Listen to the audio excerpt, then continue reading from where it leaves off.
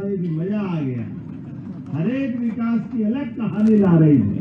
और इस अवसर पर बहन नारोलिया जी का भी जोरदार अभिनंदन। हमारी माननीय राज्यसभा सांसद, नर्मदा की पुत्री, नर्मदापुरम की वासी, आपके भी भाषण से और विनम्रता से पूरा क्षेत्र परिचित है। महिला मोर्चा की अध्यक्षा रही। तो राज्यसभा उच्च सदन होता है, उच्च सदन में आप विराजित हैं। मैं आपका भी अभिनंदन करता हूं। इस अवसर पर हमारे प्रबोधानंद जी संरक्षक, कहाँ है प्रबोधानंद जी? आपका भी अभिनंदन है।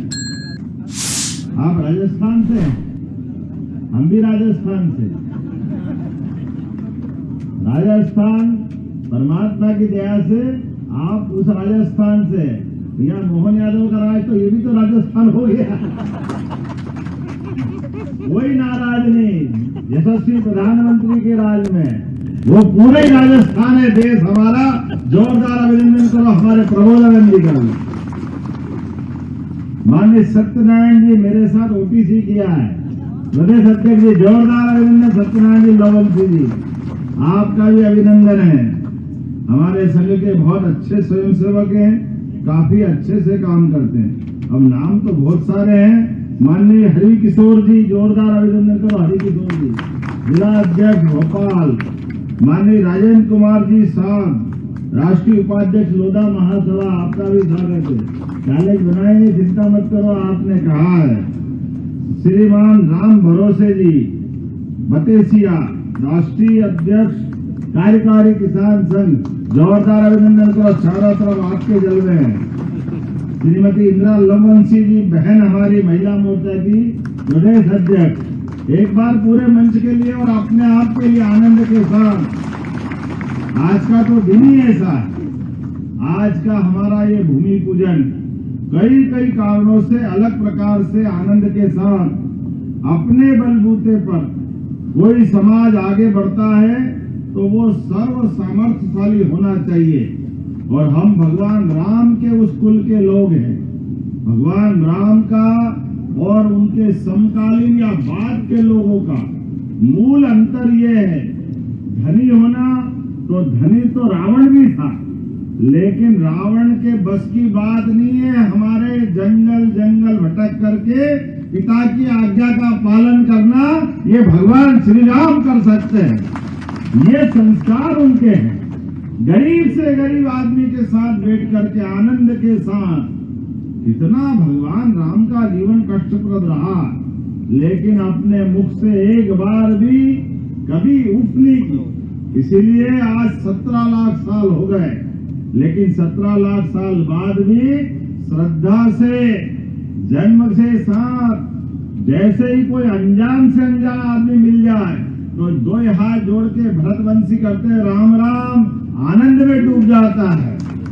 और मजा आ जाए तो जय श्री राम, हम धमाकेदार आनंद लेते हैं। और भगवान ने समय पूरा कर दिया तो राम नाम, राम के बिना रोम रोम में राम समाया हुआ। ये भगवान राम के उस आदर्श जीवन का प्रतीकात्मक। भगवान ने अपने जीवन काल में एक एक क्षण इस भारतीय संस्कृति को गौरवान्वित करने के बीच में जो बिताया, समाज उसको कभी नहीं भूल सकता। हमारे लिए आज वो गौरवशाली अतीत के साथ आपने कितने प्रकार से जोड़ा इस स्थान को। मांगलिक कार्य के लिए भी ये भवन दिया जाएगा। जोरदार अभिनंदन करो अपने भोपाल के अंदर बनने वाले 100 बाई 80 फीट के। मैंने हाइट पूछी, लेकिन रोड तो मजा आ गया रामेश्वर जी। आपने भी कहा और मैं भी कह रहा हूँ, आपने कहा कि लगभग जो लागत लगने वाली पूरी, उसका एस्टीमेट भी बना लिया है। तो निश्चित रूप से जब आप आगे बढ़ोगे तो मैं पीछे नहीं रहने वाला हूँ, मैं भी आपको मदद करने वाला हूँ। आज यहाँ कई कई कारण से जब भवन बनता तो केवल भवन भौतिक निर्माण का हिस्सा थोड़ी होता। भवन की आत्मा लोगों के आवागमन से होती, उनके होने वाली सामाजिक गतिविधि से होती। तो विचार विमर्श भी होंगे, बच्चे बच्ची को कोई आवश्यकता पड़ी पढ़ने लिखने कोचिंग क्लास की, उनकी जगह भी मिलेगी। कोई अच्छा आयोजन प्रयोजन हो गया तो आवश्यकता पड़ेगी। भवन तो कई कारणों से महत्व का होता है। कोई बीमार दुखी हो गया, भोपाल में आना पड़ा, तो उनके लिए भी व्यवस्था होगी। और अब तो लोकतंत्र में राजधानी में आने का भी अलग ही आकर्षण है, तो भोपाल में आकर अपना बसेरा बन जाए, ये भी कोई कम बात थोड़ी है। ये कई कारणों से अपना भवन उपयोगी रहेगा। इसलिए जब भवन बनाने की तरफ आगे बढ़ रहे हैं, तो मैं भी अपनी ओर से 25 लाख रुपए देने की इसी में घोषणा करता हूँ। और धीरे धीरे जिस प्रकार का समय चल रहा है, आपने कहा 36 लाख देके आपने रजिस्ट्री करा ली, तो 25 लाख तो मैं पहले एक झटके में देके आपको अपने निर्माण कार्य की तरफ बढ़ा देता हूँ। अपने सबके साथ जितना अच्छा आप निर्माण करोगे, मैं और आपके साथ खड़ा हूँ। लगातार अच्छे से अच्छा करते जाओ, ये संकल्प करने की जरूरत है।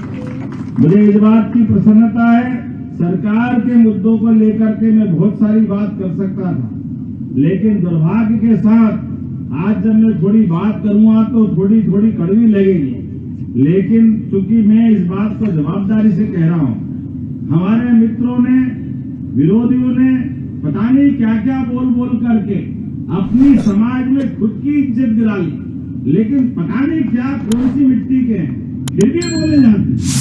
वो ऐसा झूठ बोलते कि पता ही नहीं चलता क्यों बोलते हैं, काय के लिए बोलते हैं, उनको खुद को मालूम नहीं।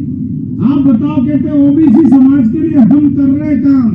अरे भैया, तुम्हारे परदादा नेहरू जी ने जनगणना रुकवाई थी, दूसरों को कहां दोष दे रहे हो? ये पाप तुम्हारे सिर पे है। तुम्हारे बाप दादाओं ने पाप किया, ये कीमत तुम्हारे कारण से हो रही है, दूसरा कोई नहीं आया।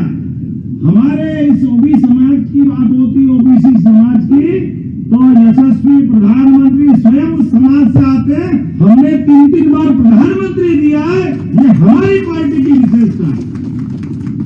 तुम्हारे यहाँ एक घर के बाहर दूसरे को आने नहीं देते। कोई भूल से आ जाए, राष्ट्रीय अध्यक्ष बन जाए, सीताराम केसरी कांग्रेस के अध्यक्ष थे, तो बड़े दुर्भाग्य के साथ कहना पड़ रहा है, उनको बेइज्जत करके धोती खोल के बाहर पहुंचाने का अधिकार कांग्रेस के नाम पर, ये बड़े दुर्भाग्य के साथ कहना पड़ रहा है। ये चरित्र आपका है, बड़े बुजुर्गों की इज्जत नहीं करते हो। नरसिम्हा राव तो प्रधानमंत्री थे कांग्रेस के, लेकिन उनके भी मरने के बाद भी मट्टी खराब करने का काम किसने किया? ये वो लोग दूसरे से सबूत मांग रहे हैं।